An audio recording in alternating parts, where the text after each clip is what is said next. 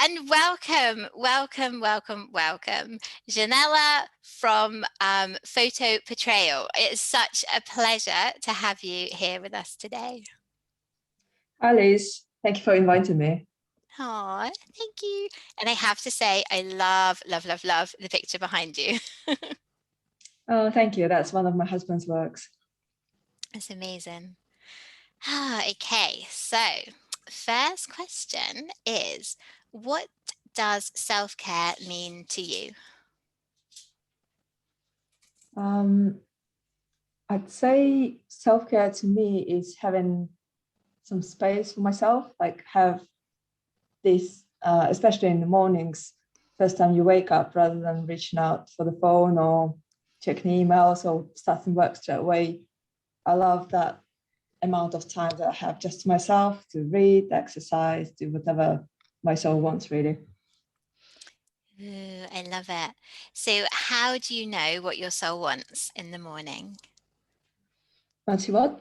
How do you know what your soul wants at that time in the morning?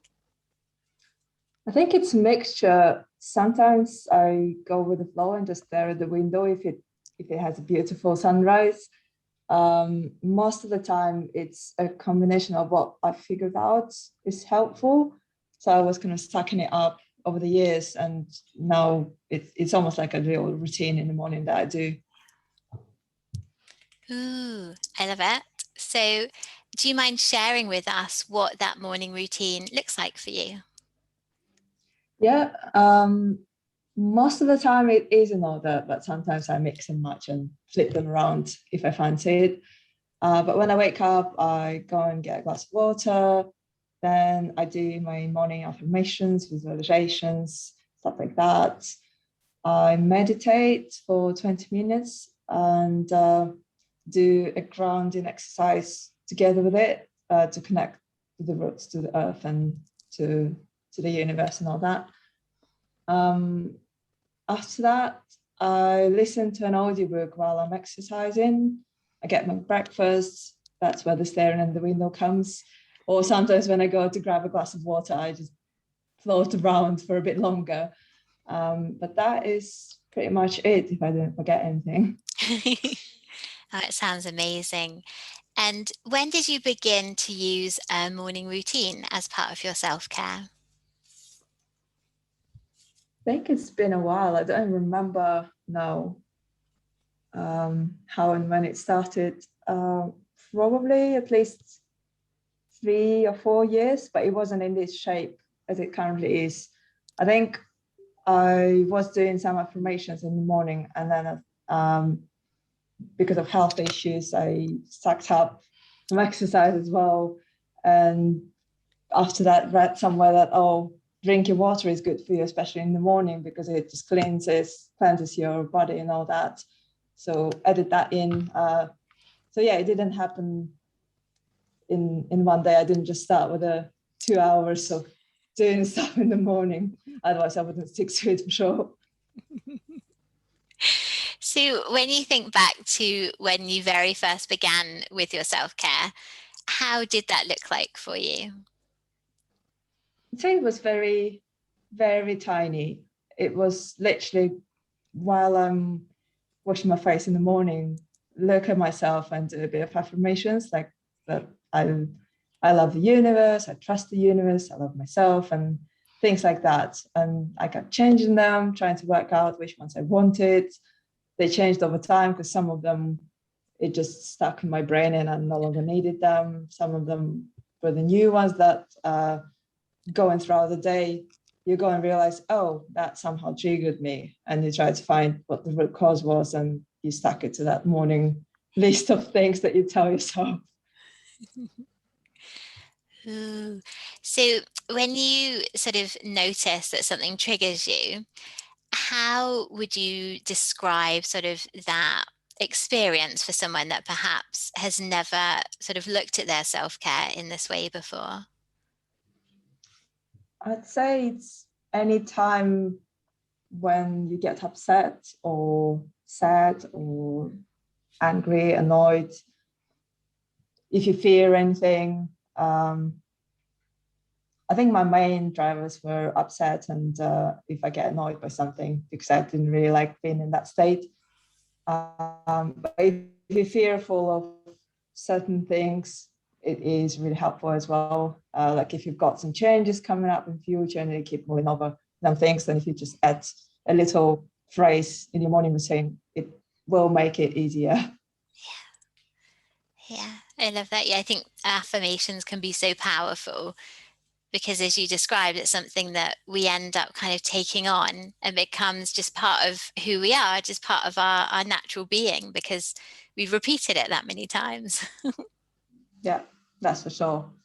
Because even for example, when we just started working with my husband on the business on photo portrayal, I was freaking out because we never really worked together, and husband and I, how to live with each other, but not necessarily how to work. And I've had lots of limited belief, like, oh, am I really good as a business partner and all that. So I've just added that single line to my morning routine. I am a good business partner. That's it, and it did help over time. Yeah, and you are. You can absolutely do anything and everything that you choose to do. Yeah. Ah, amazing. So you spoke also about meditating and visualization as well. So what's your Mm. experience been with them over time? I think visualization is usually really changing over time. It's whatever is actual as it currently stands. Be it, oh, we want such and such flat, or oh, I want such and such job, or I want this deal to go smoothly. And so little things like that, anything from little to big. Or if I have a meeting, let's say, that is important during the day, I can visualize how that goes in the morning, and it kind of helps. It's almost like it has already happened when you turn up and it's not as difficult anymore. In terms of meditation, it that was a journey on its own, because I started from just sitting in the silence. That didn't quite work because you keep doing things, thinking things, and yeah, you just end up coming up with a plan for something else. Um, I tried Headspace with their little guided meditations, music. I think they're really good as a starting point. But what I fell in love eventually with is transcendental meditation, because you get, and it's not necessarily you need to go on a course and get assigned a special mantra or anything like that. You can just repeat word love for however many times you want. Um, and yeah, that has been life changing. And another thing, that grounding exercise that I do at the back of it, that is really helpful as well to connect with myself. And I find it then much easier to hear my inner guidance during the day if I do that. And if I don't for a couple of days, then it's almost like it gets quieter and you need to reconnect back. Yeah, I love that. Just like connecting inwards. Yeah. I was like, call it intuition, I'd say. Yeah. Yeah, I think so many people call it so many different things, but it's like intuition, inner voice, your conscience, your heart, even. Yeah, Yep, your just, heart, your gut, your yeah, anything. exactly. You. Pretty much. Yeah, it's all You're you. not brain. Yeah. Yeah, the unconscious brain. Oh, that's amazing. So, thinking about sort of your life now, how do you celebrate yourself? What do you do when you have like wins? Um, I think it varies. Sometimes we go and celebrate as a dine out, or go and travel somewhere. Well, traveling was not a thing lately, but when we can, chocolate cake, even though it's not the best self-care in the world, and it's kind of self-caring for one thing, but not really self-caring for something else. um,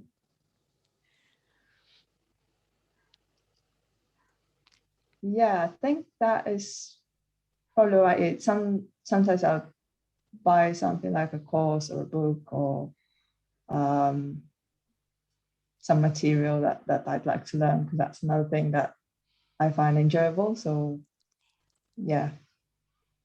So anything going back to the same thing, anything my soul fancies at that exact moment in time, I would take that as a celebration.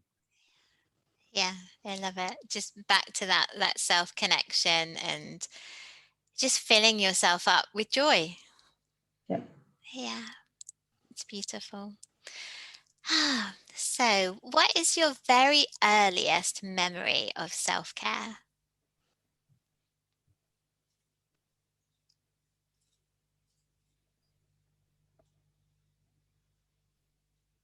I think uh, I think funny enough, I've seen that question on Bridget's post recently, and I struggled then, and I struggle again now, because I keep questioning myself: was it that light, really? But I can't really remember anything before that because I was too busy with other things. So the earliest thing that comes to my mind is when I moved to United Kingdom from Kazakhstan. Um, yeah, we just went out to celebrate something. I don't remember what was it, but it was just a night out with girls to some nightclub. Nothing special, and I wouldn't call it self-care now. But things changed back then. I really enjoyed it, and it felt like life was full of freedom, joy, and you almost get reconnected to that flow that you can do whatever you want. You're on the top of the universe kind of feeling. Ooh, I love it. And I love that you've described how everything changes over time. So self-care kind of can ebb and flow and just grows with us. So like clubbing when we're a bit younger, and then actually sometimes just having that quiet time, just a moment of peace. It really kind of varies like moment to moment, I think. Yeah, definitely. Moment to moment, lifestyle, time wise, what else do you have at the moment? Um, who do you share your life with? So lots of different things. And also you reevaluate certain things. So for example, clubbing, yeah, it was fun and nice and full of joy back then, but it is still a bit destructive for the body. So you're gonna need to recover from that self-care, which probably not necessarily makes sense. But back then it worked. Yeah. Yeah, and I think sometimes it's that kind of social connection can still count as self-care. But yeah, it's then actually looking after our physical selves as well. Yeah, Yeah. Oh, that's brilliant. Thank you for sharing that with us. no worries. So for now, what is your absolutely like most favorite place to go?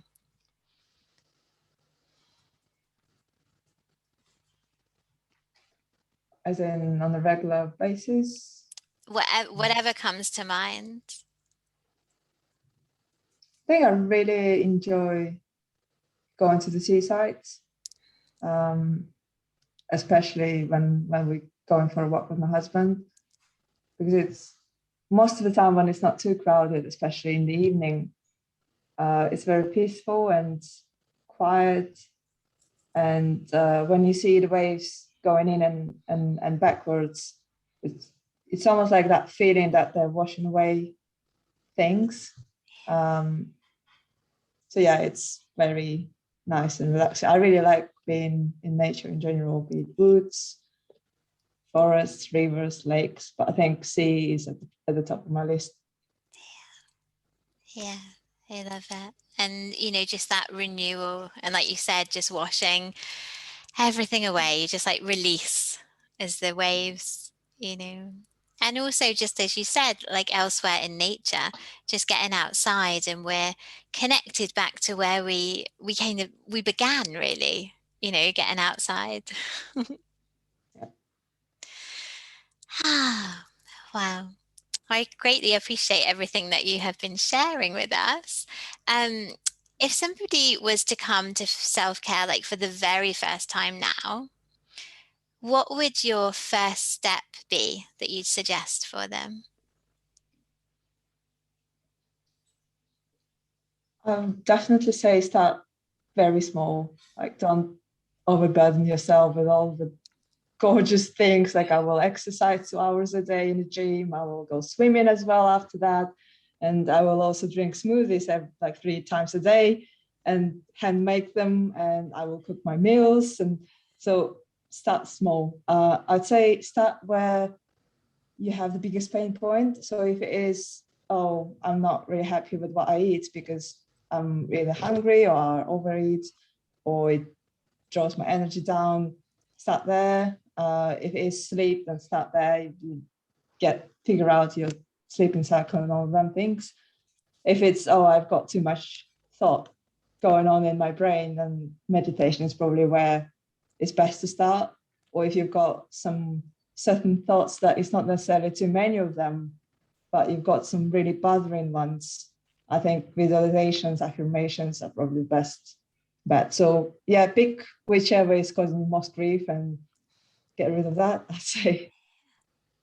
Yeah, that's really helpful.